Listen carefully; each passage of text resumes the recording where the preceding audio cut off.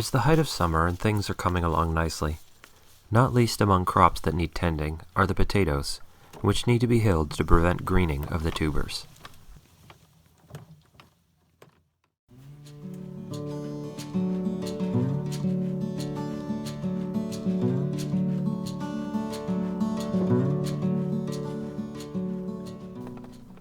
Much of what I know of farming has been learned through a combination of reading, workshops, trial and error, and keeping notes.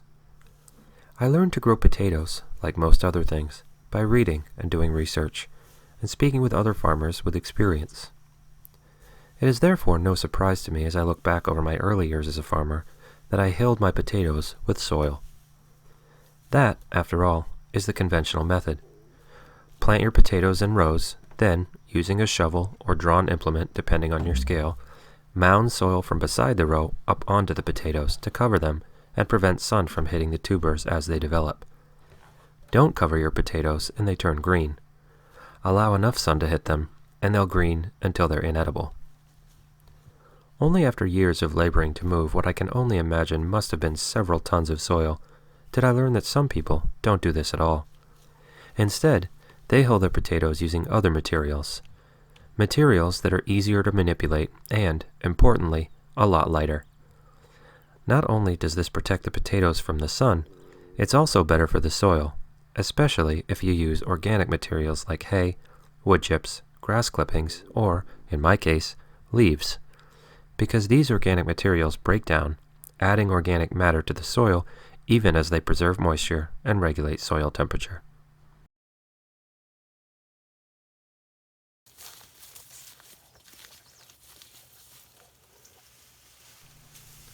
I've actually waited to hill these until long past when I should have. I'm not yet worried about the potatoes greening.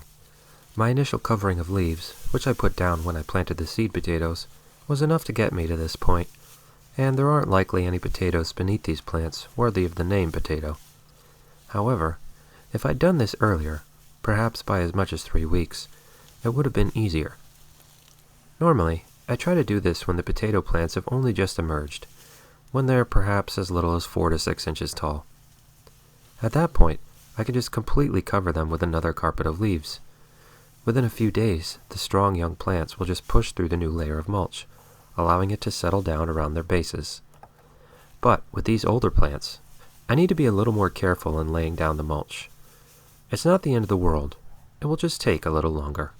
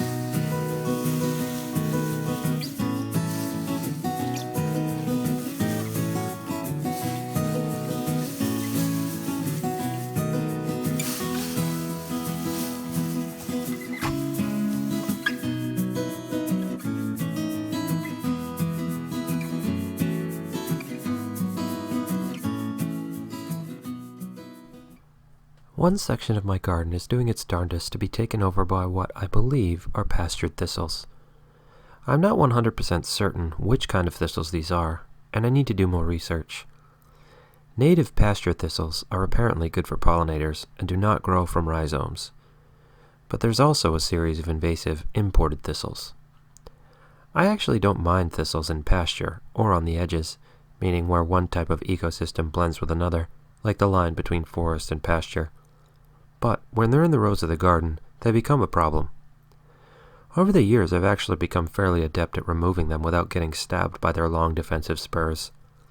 It's a constant struggle to stay ahead of them, but potatoes make a poke here and there worth it.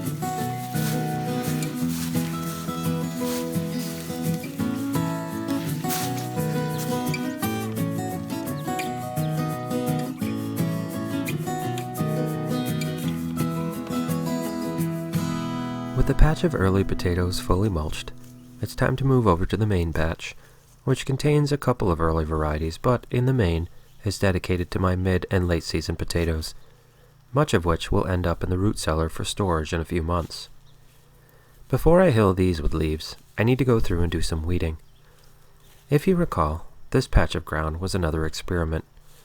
This is the first year of my efforts to completely replace tilling with heavy mulches of compost and leaves, and this is the first patch where I tried that out.